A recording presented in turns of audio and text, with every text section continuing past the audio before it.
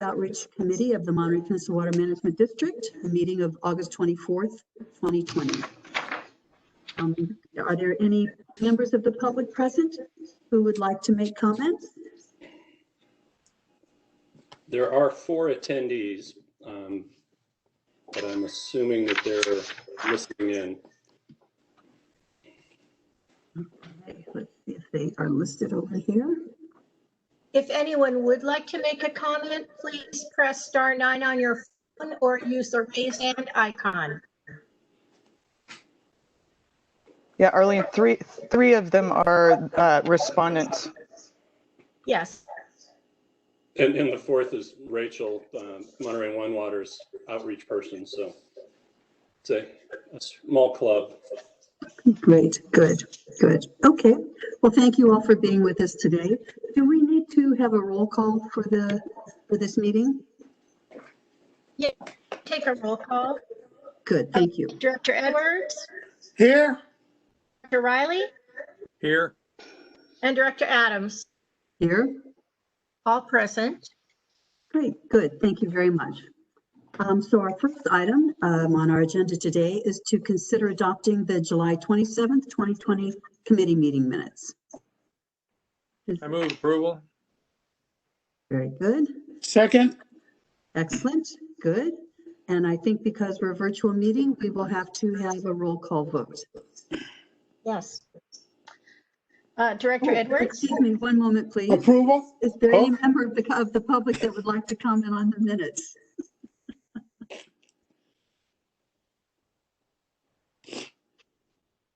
I see no raised hands. Okay, excellent. Thank you very much.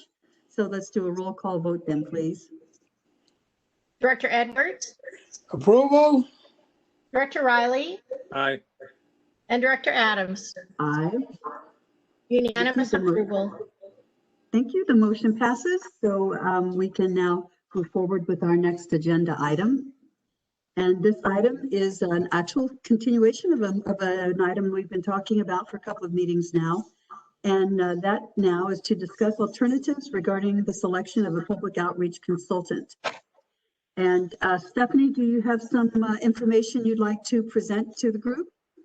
Yeah, Dave, do you want to start out, or do you want me to just summarize? Well, I think we all know how we got to where we are today. The suggestion of a conflict of interest over Wellman Ad, Phil Wellman, because of his affiliation with Public Water Now, created enough of a controversy that this item was referred back to the committee. We had 2 remaining respondents, TMD, which is somebody shuffling papers, but TMD is primarily a full service in-house shop, had a very good response, and Terry Feinberg had a very good response, although he's more like Wellman Ad, functioning mostly as an independent and outsourcing things. Both are extremely competent, but Stephanie has done some investigation. She was asked by one of the committee members to maybe look into why other respondents didn't respond, if there were any particular issues with the district versus their own infirm concerns. And she does have some information to share with us. And then we can talk about moving ahead right now or pushing this off into the future. So Yeah. So we had originally issued a request for proposals to 8 different firms.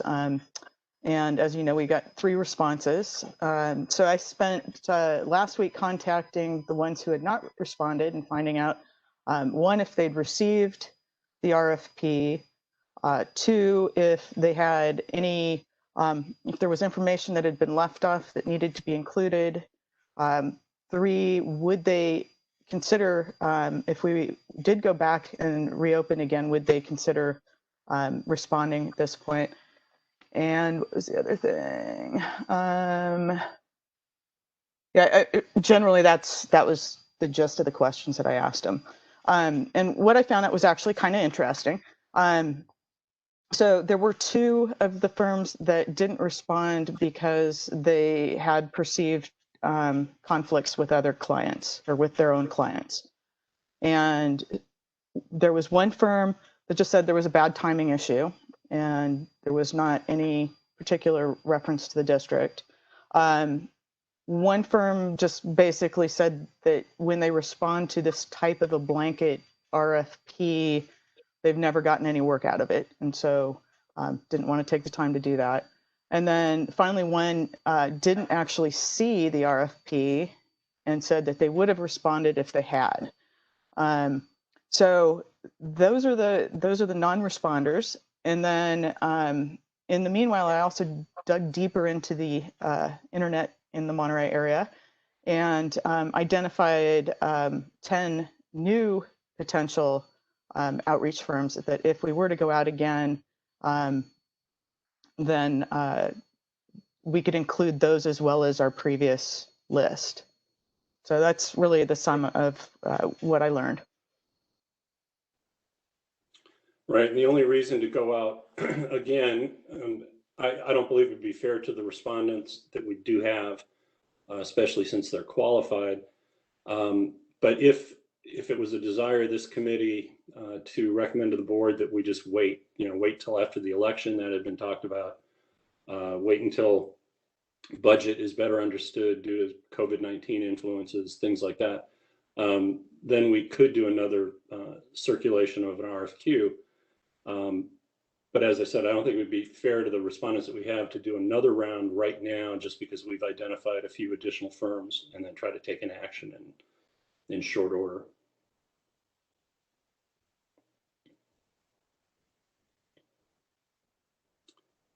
You muted, Chair. You muted.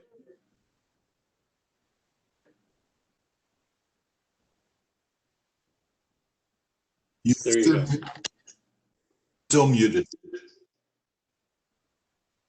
Speak, Mary. I think we can hear you. Yeah, you're good, Mary. Did I lose Alvin? Alvin's muted. There we go. I can- Everybody's open. I had a comment. Okay, George, I thought Alvin was trying to speak, but let's go to you. I kind of see the consultant as a team member for the professional staff or the professional work of the district. I'm prepared to move forward today on the three that we have. I think the three are all qualified. The three are all competent. I understand what the discussion was last time, and I get it. But I think we ought to move ahead with the decision today. That's just my point of view. Alvin, any comments? Yes, my concern is the board looked at all three and then they had concerns with the three. And they sort of like gave us permission to go back out again unless we can come up with something. Now, I like the idea that we got some more people involved, and I don't want to take from the three that put in, but I like to hear from some more what's out there. So, because I don't want to take those three back to the board again. And the argument that we almost went through is saying, hey, we give you a chance to look at it.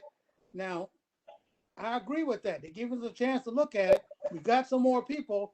I was surprised that we just didn't send something out to those that want to come back into play again. So that's my comments, Chair.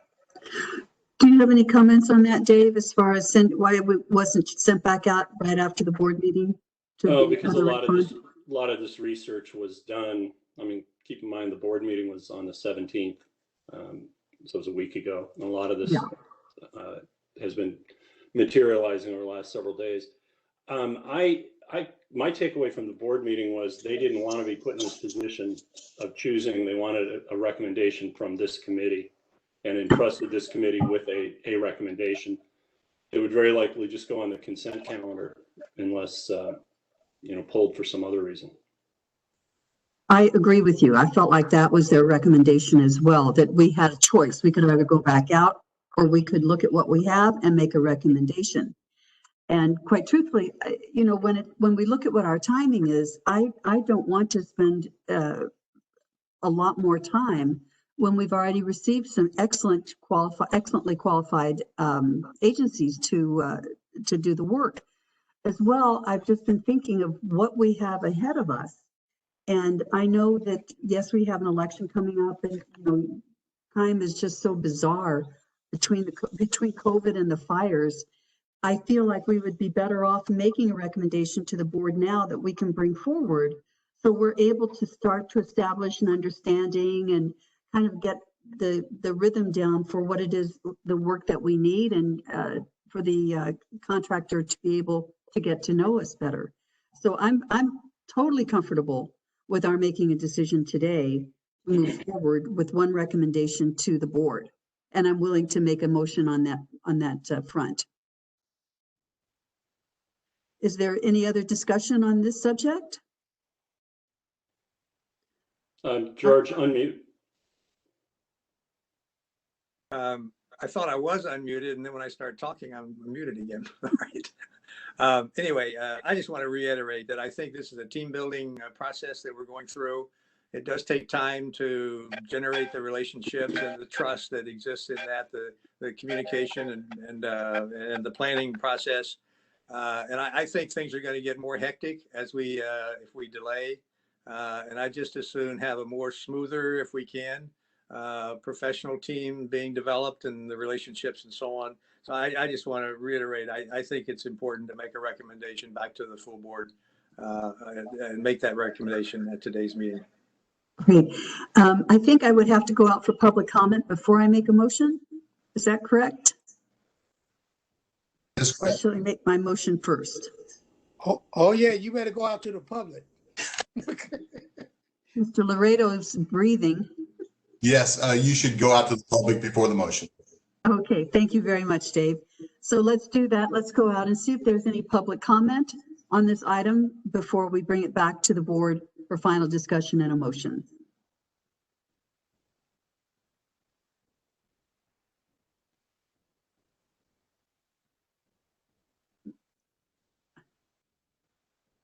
Arlene, are there any hands raised? Arlene, you are I'm muted. muted. I see.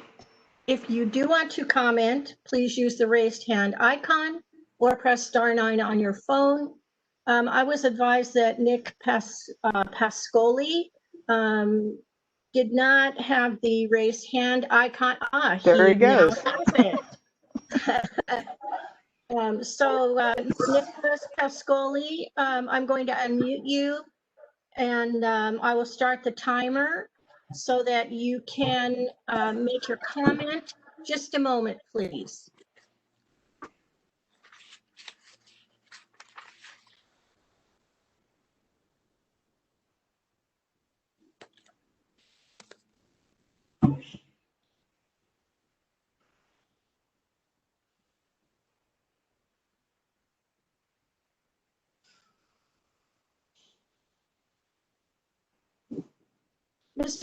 Nicholas Pascoli, please present your comment. Thank you so much. Thank you, Honorable Board. I appreciate the opportunity to say hello to you. I am the owner of TMD Creative, and it's an honor for us to have provided this proposal to you. I think we would work extremely well with Stephanie and the entire team at Monterey Peninsula Water Management. We have a lot of experience dealing with public issues, governmental issues, issues management, things of that nature. We've been in business for 20 years, very, very involved in the community, as you probably already know that, not just from a business standpoint, but from a volunteer standpoint. And I just wanted this opportunity to say hello. I was out of town taking care of my parents when this first opportunity came up to appear before you, and my apologies for that. My parents are aging, and I had to spend some time with them, but we're here to be a good partner for you, and I can assure you, you would not be disappointed if you selected our organization to partner with your organization. And that's pretty much all I wanted to say. Thank you for your comments. Thank you. Mm-hmm.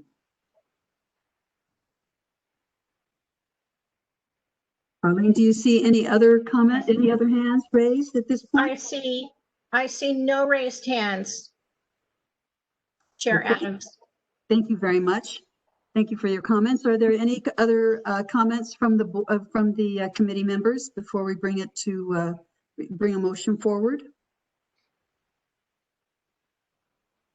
Okay, seeing none, then I'd like to move that we nominate to our board, a full board, moving forward with TMD as our contractor. Do I have a second to my motion?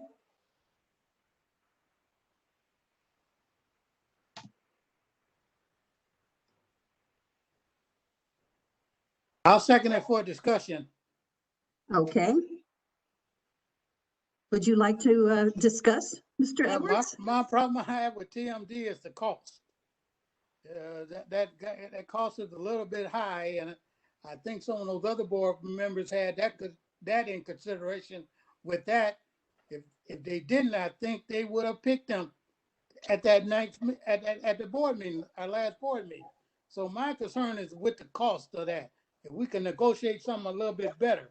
The staff report even said it was a little high, if I remember.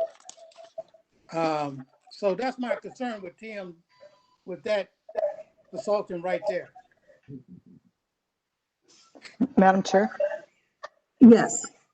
to address that question a little bit, TMD's costs are, they are higher on a monthly basis, but it's because a lot of the work that they do is in-house, whereas with the other respondents, they would be charging additional costs for outside work by consultants that work for them. So I don't know that there's that big of a difference between the two when you take into account that fact. So Stephanie, would we, if we are able to get agreement from the board to move TMD forward, is it possible for you to present some sort of a comparison that would be, you know, actual facts, so that we could really look at the numbers as they would be, rather than just saying, you know, it's one's inclusive and one is not? Would you have Yes, some numbers you could put in? I think I could work with them to kind of identify what some of those outside costs might be for another client that didn't have the in-house capabilities. Capabilities, okay, good. Alvin, what do you Dave, think you're muted. about? Go ahead. Sorry. can also go back and look at our previous contractor's budget and the times when we were having artwork done and collateral materials prepared and things like that. I think it would be good if that is Alvin's reluctance, and if he, I think, correctly identified that was one of the problems that some of the other board members identified. If we're able to really put this forward in an apples to apples sort of way, I think that we will have a smoother time, even if we do it just in the staff report and still put it through on the consent agenda. Yes. Well, with that, I have a motion and a second on the floor. Then I'd like to bring it to a vote. All those in favor of bringing TMD forward? Chair, I think you better do a roll call. Yes, I'll take a roll call. Yes, Director Riley. I'm going to unmute you, George. Oh, there you go. Director There we Riley. go. I'm going to abstain for optics only. I would like to support moving it forward, but I think I'm kind of in some people's crosshairs, so I'm just going to abstain at this. I may vote at the board meeting when the time comes, but on this, today, I'm just going to abstain. Sorry, guys.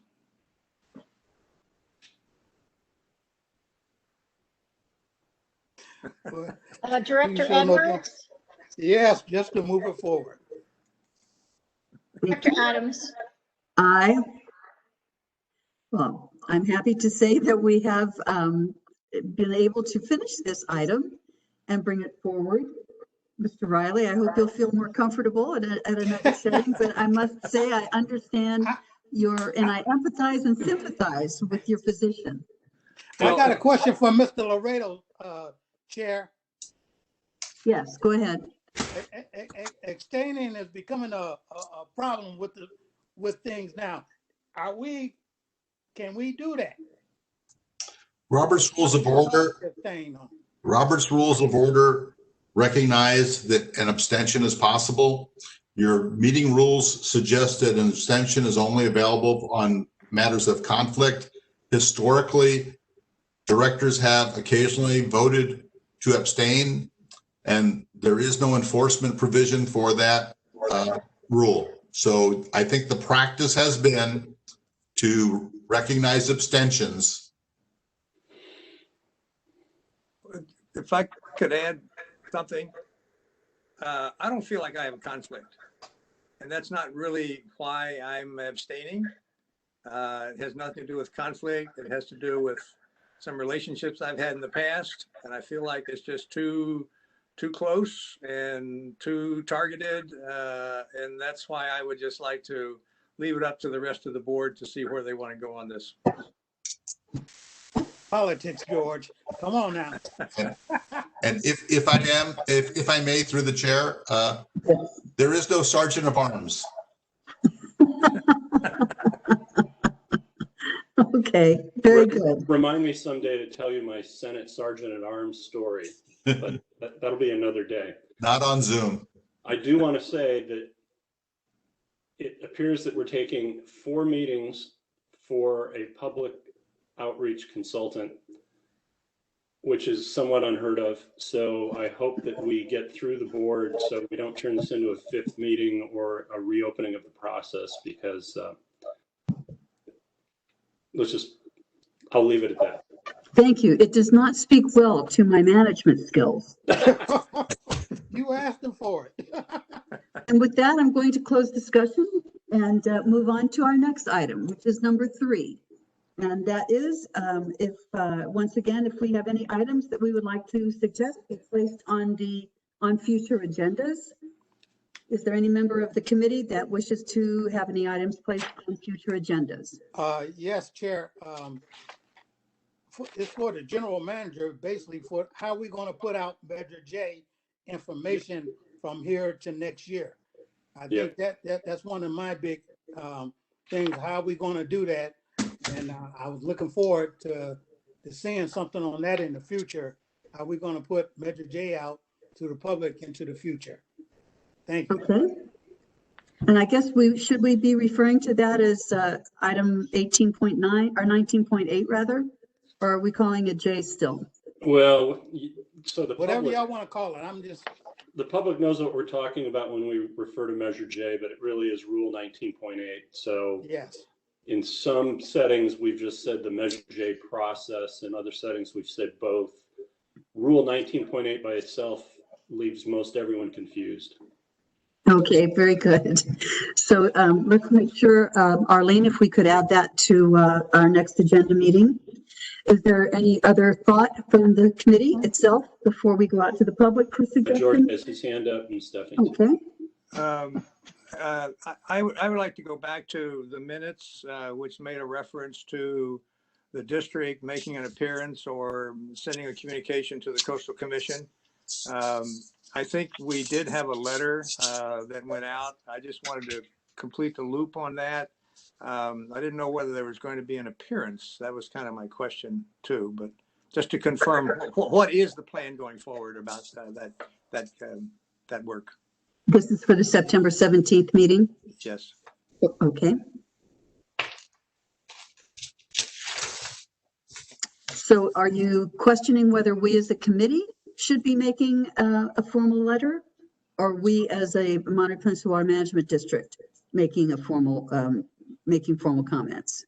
Well, I think at our last meeting, we talked about wanting to do this. And since then, there was a letter that was drafted and sent to the Coastal Commission, which the board saw and approved. So that's all. My question is that the extent of the contact, or will there be a personal appearance?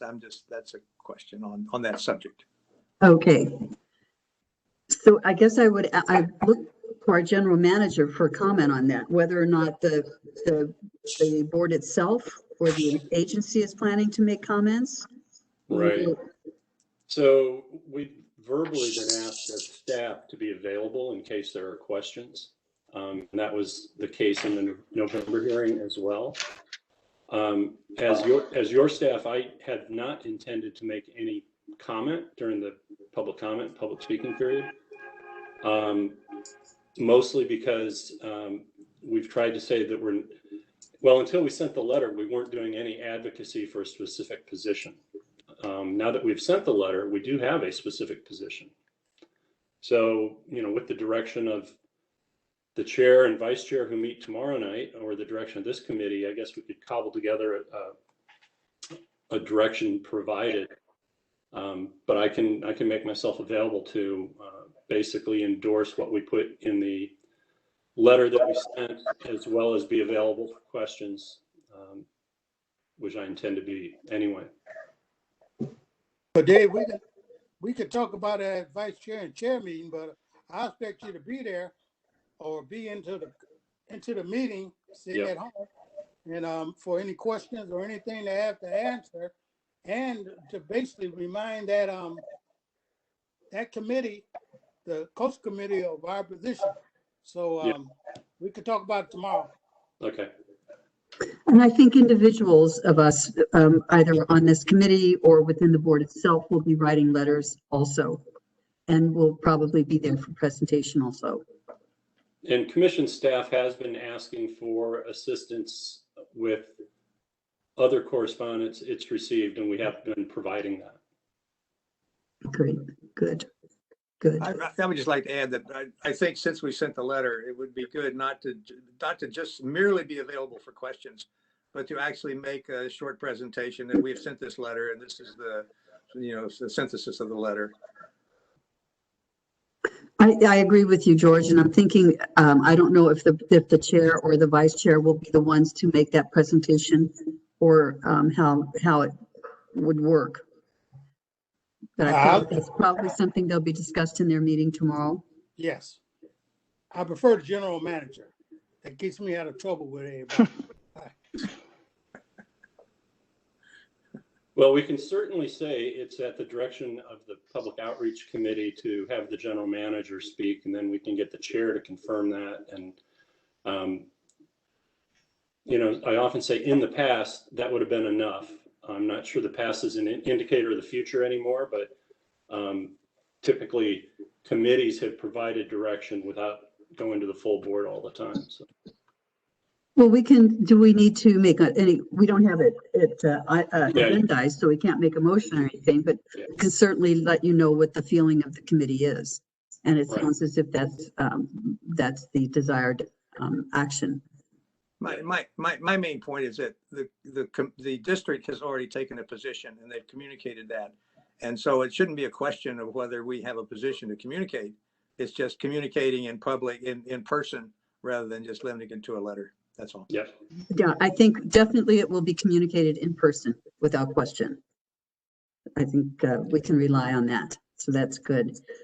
Are there any other members of the board or members of this committee that have other items they'd like to suggest for future agendas? And I'll take it out to the public as well. Sure. Stephanie? Yeah, Mary, before we close the meeting, I want to share our Facebook post with you. So just want to let you know that. Okay, thank you. And there's one attendee right now. Okay, then is there anyone, is there any member of the public that wishes to comment on anything they would like to see on future agenda items?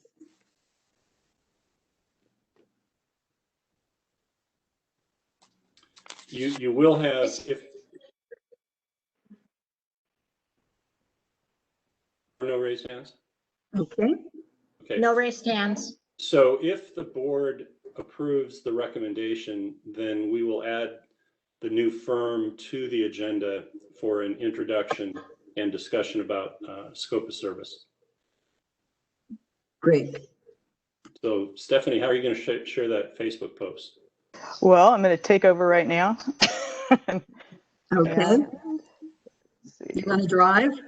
Yes, I'm going to drive. Let's see if I can find my page here.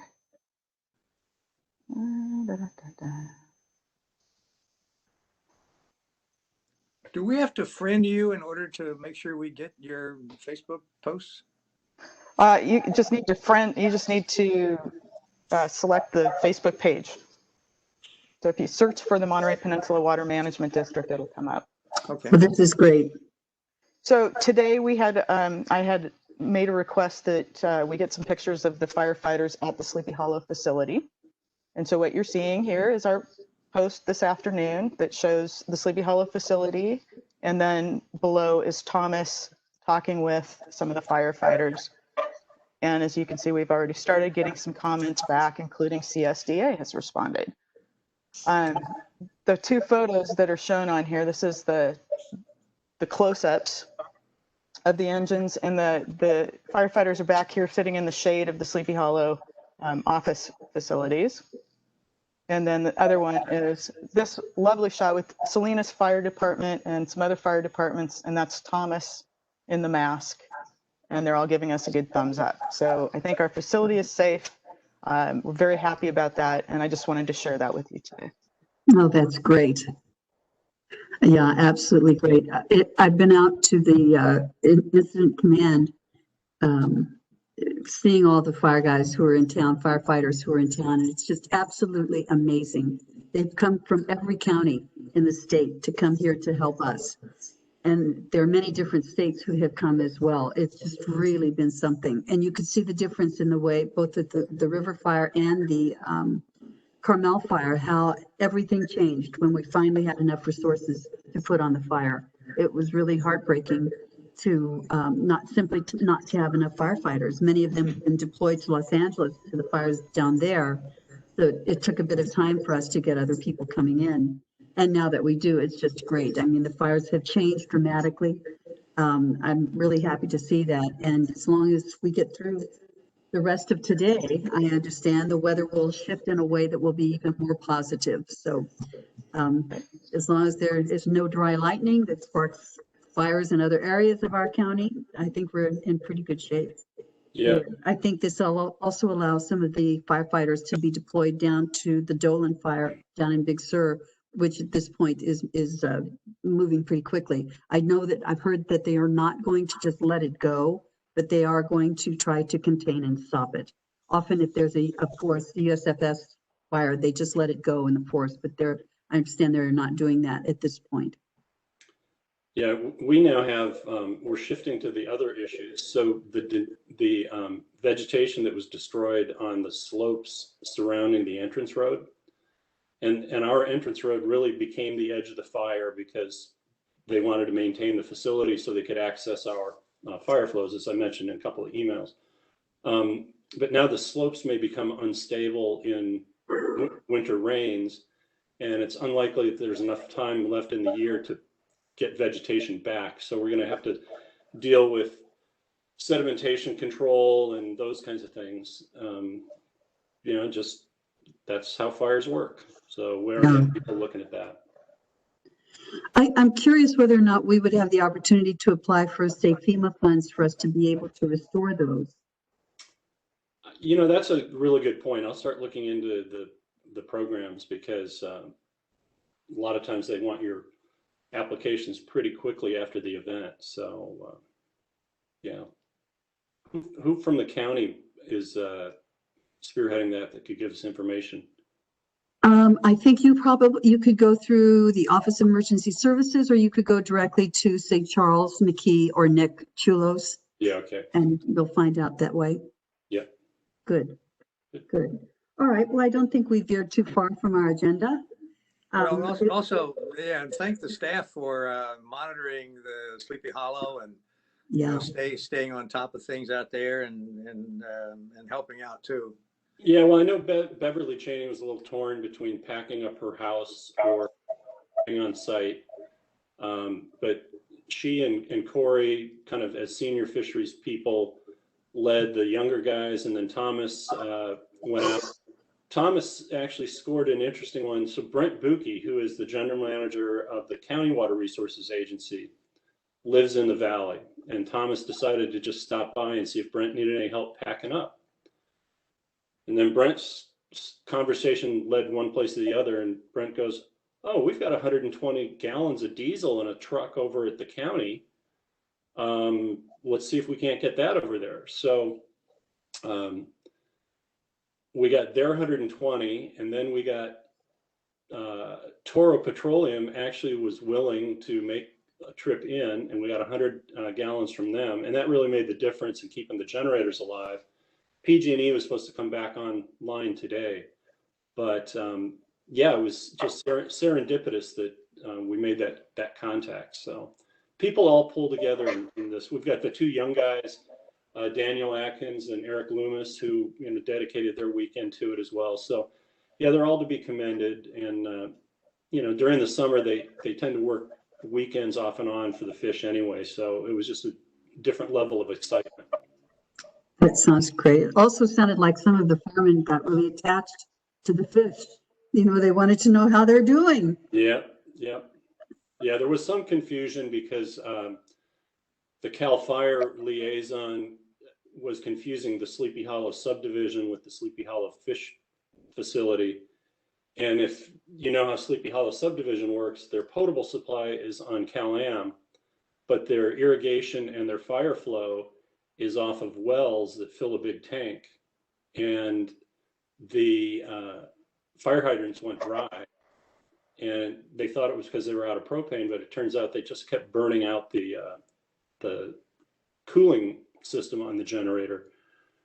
And so they finally got that fixed, but that subdivision was really nervous. And so we would have conversations where he's talking about the subdivision, we're talking about our 3-inch fire valve down at the facility. And like, no, I'm pretty sure it's all working and our generator's still working. And so, always confusion in these kinds of things with so many people from so many different places, but we worked it all out.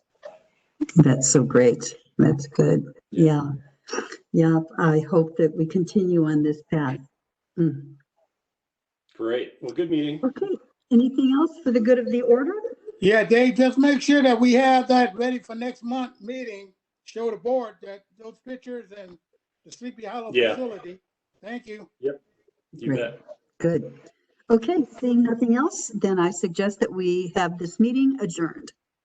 Have a good night. Good night. Great. Thank you, everybody.